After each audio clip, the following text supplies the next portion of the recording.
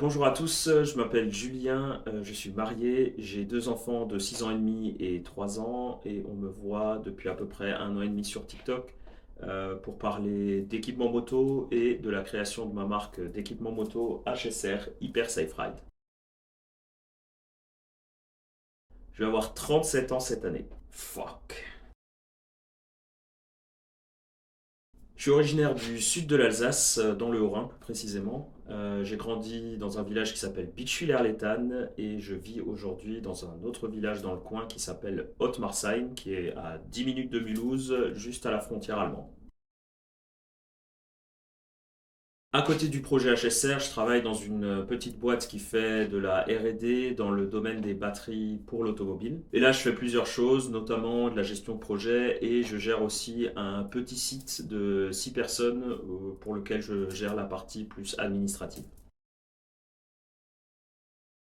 Alors là, c'est un peu compliqué parce qu'il y a eu pas mal de temps de pause. J'ai passé mon permis gros cube en 2007 quand j'étais encore étudiant, donc j'ai seulement pu m'acheter ma première moto en 2011 quand j'ai eu budget. Cette première moto, je l'ai revendue en 2014 parce que je déménageais à l'étranger et je m'étais fait plaisir avec une belle voiture. Donc niveau budget, il a fallu choisir. Et ensuite, le projet enfant et tout un tas d'autres circonstances ont fait que je me suis seulement racheté une moto fin 2020, juste à la sortie du premier confinement du Covid. Et c'est la Triumph Street Triple RX que j'ai encore aujourd'hui et dont je suis fou. C'était une Ducati 750 Super Sport de 1999.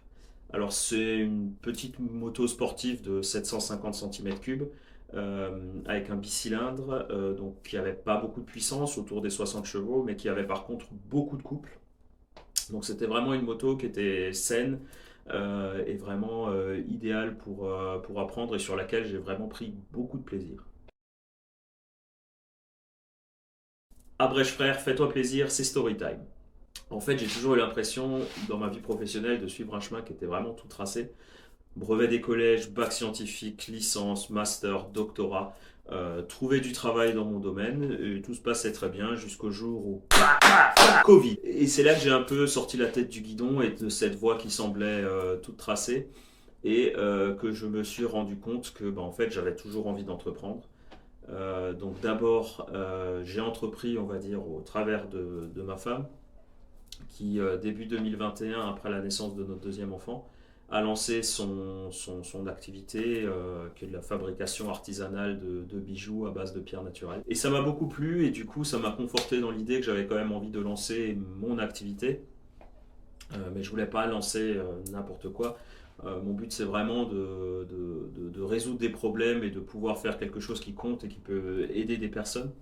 Donc à partir de ce moment-là, je me suis demandé quel est le produit ou le service qui ne me satisfait pas aujourd'hui dans ma vie.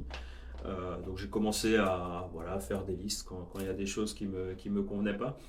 Et en fait, la moto et l'équipement moto surtout s'est dégagé assez rapidement au moment où j'ai repris la moto donc et où je voulais me racheter une dorsale parce que la mienne se faisait un petit peu vieillissante.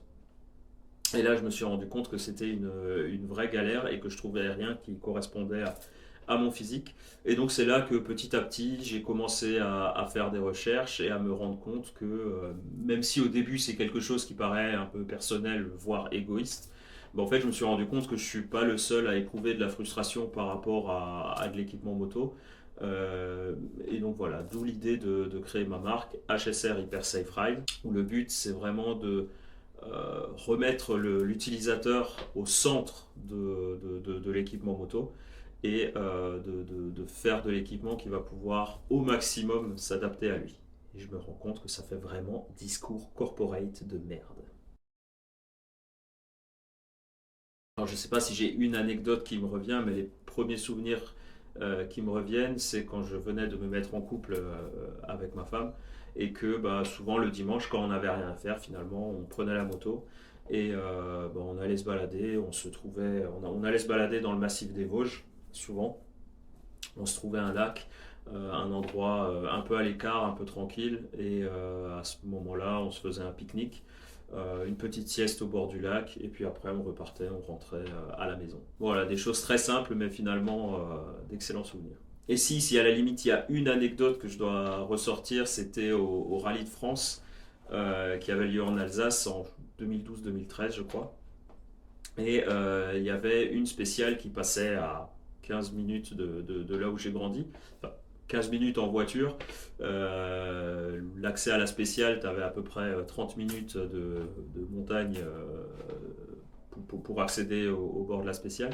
Donc il laissait passer les motos. Donc du coup ce jour-là, j'ai dû faire, je pense, 5 ou 6 allers-retours avec mon petit casque passager et à monter des personnes donc. Et c'était super sympa parce que c'était l'ambiance du rallye, c'est toujours très festif. Et puis voilà, les personnes sur le bord de la route qui faisaient du stop, qui m'encourageaient, voilà, c'était vraiment un moment super sympa. D'aussi loin que je me souvienne, j'ai toujours été passionné par la moto. Alors, je viens pas d'une famille de motards à proprement parler, mais par contre, tout ce qui est passion automobile, on va dire, là, c'est quelque chose qui est très très fort dans ma famille. Mon père, par exemple, a énormément de culture en ce qui concerne les véhicules anciens et s'intéresse beaucoup à tout ce qui est véhicules de guerre. Voilà, c'est vraiment une de ses grandes passions. Euh, Quant à mon frère, lui, c'est plutôt le sport auto. Il a même fait de la compétition pendant 1 ou 2 ans, je crois, sur circuit. Et moi, pour ma part, je sais pas, la moto, c'est quelque chose qui m'a assez rapidement attiré, peut-être pour me démarquer, je sais pas. Donc, ouais, la passion auto et moto a toujours été relativement présente dans ma famille. Ouais. Donc, il y a eu plusieurs choses, mais je dirais que le premier truc, c'est la BD Joe Bartim. À laquelle j'avais déjà consacré une vidéo. Joe Bartim, pour ceux qui ne connaissent pas, c'est l'histoire d'une bande de motards. Voilà, on suit un peu leurs aventures, leurs arsouilles, etc. Et voilà, c'est vraiment. Ces BD, je les ai lus, relus et re-relus quand j'étais gamin. Ma femme me les a offerts quand on s'est mis ensemble. Euh, ouais, c'est vraiment ce mélange d'amitié un peu vache, de taquinerie, de mauvaise foi, qui moi m'a vraiment beaucoup plu. Et donc c'était vraiment mon premier contact avec le mythe du motard, où je me suis dit, ouais, ça a quand même l'air vraiment sympa et rigolo ce truc-là, quoi. Et ensuite il y a eu plusieurs choses. Le meilleur pote de mon frère qui est passionné de mécanique et qui a toujours eu des deux roues. euh, et qui m'a fait faire mon premier tour quand je devais avoir 8-9 ans sur un gros cube. Donc c'était une Kawasaki ER5. Alors, tu vois, la moto typique de moto-école à l'époque.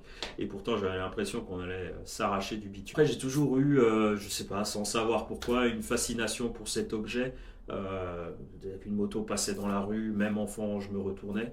Et même ado, après, quand j'étais au collège, j'écoutais des MP3 de ZX7R qui tournaient sur circuit avec mon meilleur pote du collège, Marco, si tu regardes cette vidéo. Et à 14 ans, j'ai pu avoir mon 50 cm3. Et à partir du moment où j'ai goûté un peu à ce feeling de rouler sur deux roues, même si c'était pas bien vite, là, c'était à 99% sûr que j'allais devenir motard, quoi. Je dirais que c'est principalement pour deux raisons. Premièrement, c'est pour parler de la création de ma marque d'équipement moto HSR Hyper Safe Ride. Ça permet de partager les coulisses, de prendre la température, de poser des questions.